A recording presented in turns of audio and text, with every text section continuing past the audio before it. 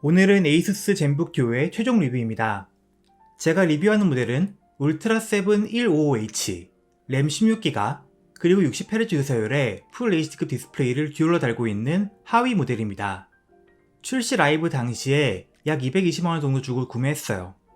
솔직히 저도 고주사율, 고해상도, 32기가 램의 상위 모델을 리뷰하고 싶었지만 인기가 많은 건지 재고가 절망적으로 없는 건지 아직까지도 일시품절 상태네요.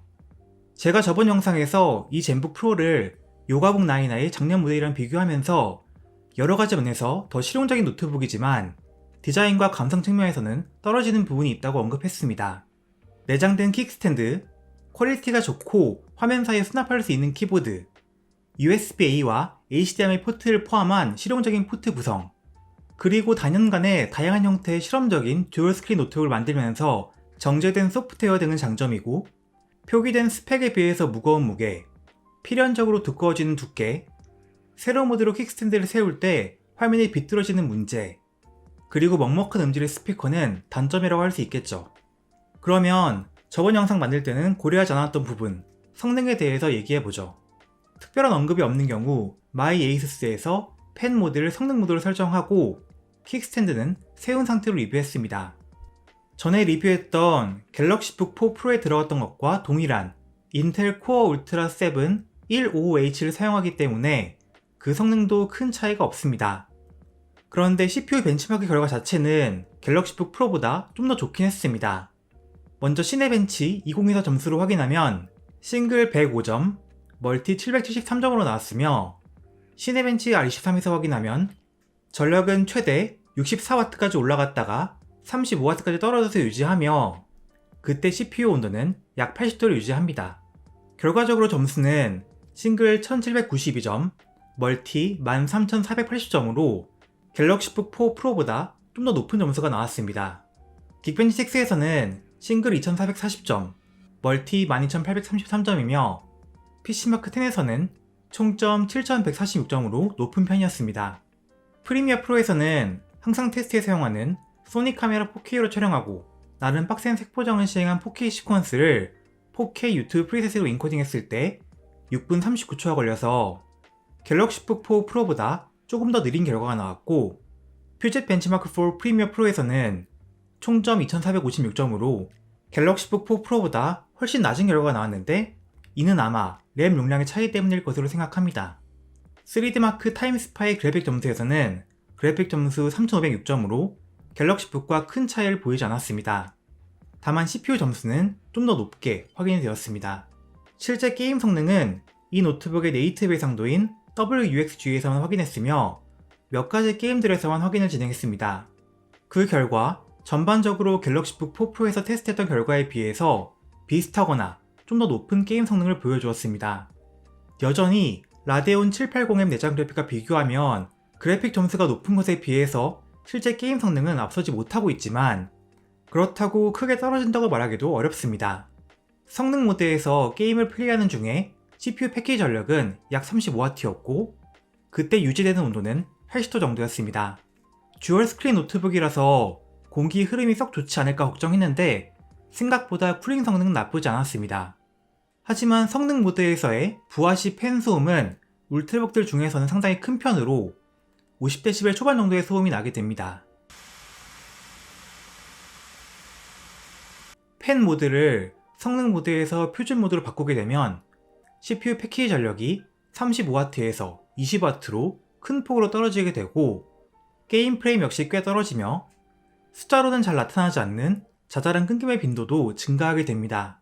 다만 팬 소음은 40dB 미만으로 상당히 조용해집니다.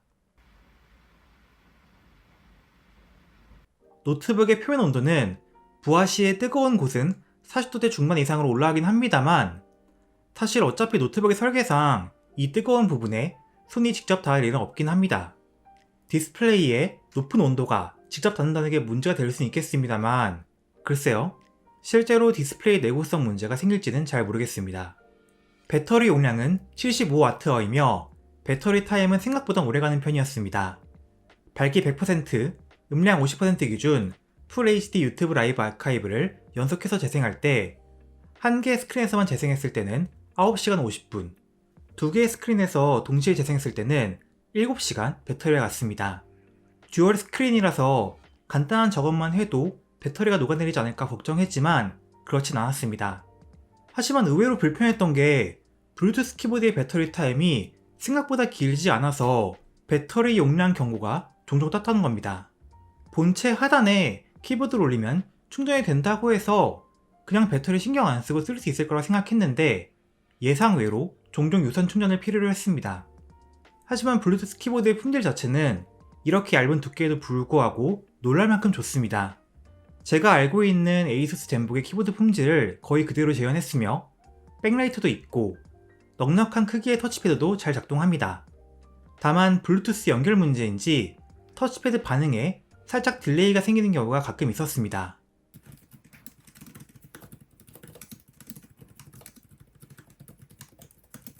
펜 입력도 지원하고 기본 구성품으로 펜이 제공됩니다. 제가 펜 입력이 얼마나 괜찮은지 평가하기는 어렵긴 한데 리뷰들 찾아보니까 의견이 갈리는 것 같습니다. 플로우 X13 같은 것보다는 그래도 훨씬 낫다는 의견도 받고 다른 노트북들에 비해 팝 리젝션이 문제가 있다는 의견도 받습니다. 그런데 저는 펜 입력이 가능한 노트북 중에서 팝 리젝션이 만족스러웠던 경우는 없었습니다. 펜 자체는 C타입 충전식이고 무게도 무겁지 않아서 나쁘지 않습니다만 노트북에 따로 수납 공간이 있거나 하진 않습니다. 디스플레이에 대한 얘기를 해봅시다. 풀 HD급의 OLED 디스플레이가 2개 달려있는데 예전에 제가 갤럭시북 2 프로의 풀 HD OLED 디스플레이를 가독성 문제로 깠던 적이 있거든요. 사실 이 디스플레이도 그 문제에서 자유롭지 못합니다. 다만 화면이 더 작고 2개가 있는 덕분에 그 문제가 덜 느껴지긴 합니다만 작은 글자를 많이 봐야 한다면 풀 HD OLED 디스플레이를 추천하기는 어렵습니다. 그리고 이 디스플레이는 반사 방지 처리가 전혀 되어 있지 않아서 실내 조명이나 얼굴이 그대로 반사되는 단점도 있습니다.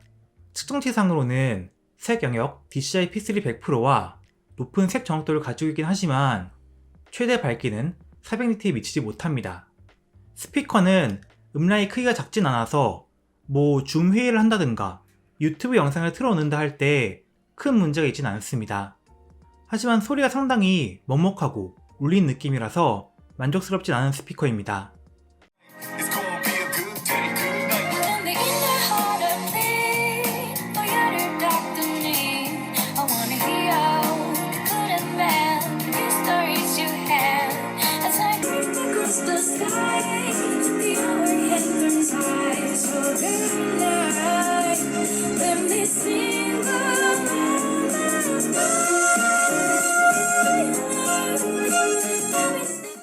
노트북의 디자인은 전체적으로는 다른 젠북과 별 차이는 없긴 하지만 키보드 수납과 킥스탠드 내장 때문에 무게와 두께가 노트북의 사이즈에 비해서는 부담스럽습니다.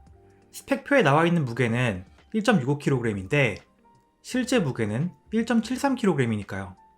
듀얼 스크린 모드로 쓰지 않고 아래 스크린에 키보드 올려 쓸 수가 있는데 이렇게 놓고 보면 평범한 두꺼운 노트북처럼 보입니다. 가장 일반적인 사용 방법은 가로 듀얼 스크린 모드일 거고 이때는 킥스탠드가 잘 작동합니다.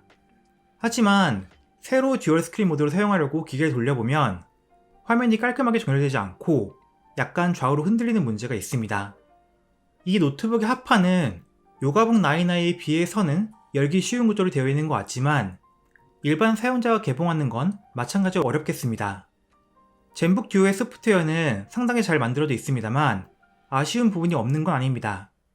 일단 요가북 9i와 비슷하게 하단의 화면을 6손가락으로 터치하면 가상 키보드와 터치패드가 나오고 3손가락으로 터치하면 가상 터치패드가 나오는데 애초에 젠북 듀오를 쓰면서 블루투스 키보드를 빼놓고 다닐 일이 거의 없어서 애초에 쓸 일이 별로 없는 데다가 하단 디스플레이에는 햅틱 피드백 같은 것도 전무합니다. 창을 드래그해서 화면에 어떤 쪽에 배치할지 정하는 소프트웨어는 직관적으로 굉장히 잘 만들어져 있어서 소프트웨어 중에 가장 마음에 드는 부분입니다. 여기서 부화면에 걸친 전체 화면을 만들 수 있습니다. 세로 모드, 가로 모드에 관계없이 사용 가능해요. 그리고 자주 쓰는 창들을 작업 그룹으로 만들어서 한 번에 양쪽 창에 미리 지정해둔 배치도를 띄울 수가 있는데 이렇게 띄운 화면이 전체 화면을 분할한 모습이 아니라 창 모드 형태로 띄워지는 게 사소한 부분이긴 하지만 전 약간 거슬렸습니다. 그리고 부가 기능으로 퀵키 기능이나 컨트롤 패널 기능 등을 사용할 수 있는데요. 이 중에서 컨트롤 패널 기능은 어도비 앱 등을 사용하거나 할 때 다양한 기능을 가지고 있는 터치식 셔틀 다이얼을 사용할 수 있게 해줍니다. 추가로 외부 디스플레이를 연결해서 사용하거나 할 경우에는 생각보다 유용할지도 모르겠다는 생각이 들었습니다. 결론입니다. 젠북 듀오는 에이수스가 어떻게 하면 듀얼 스크린 노트북을 실용적으로 활용할 수 있을까 하는 고민을 하는 적이 잘 보이는 노트북으로 독특한 폼 팩터를 가지면서도 키보드나 터치패드, 포트 구성, 쿨링 성능 등 실질적으로 노트북에 실용적인 면에 직결되는 부분들을 희생하지 않았다는 점을 고평가할 수 있을 것 같습니다. 배터리도 크게 문제가 없고 소프트웨어에서도 큰 문제가 확인되지 않아서 이건 독특한 제품을 원하는 얼리 어댑터만을 위한 기기가 아니라 보통 사람들도 꽤 만족하면서 사용할 수 있는 노트북이라고 생각합니다. 하지만 그 반대급부로 무게와 두께가 증가하고 디자인이 투박해져서 프리미엄 느낌은 별로 나지 않고 요가북 9i에 비해서 스피커 성능은 많이 모자라며 무엇보다 애초에 생산량이 많지 않았던 걸까요?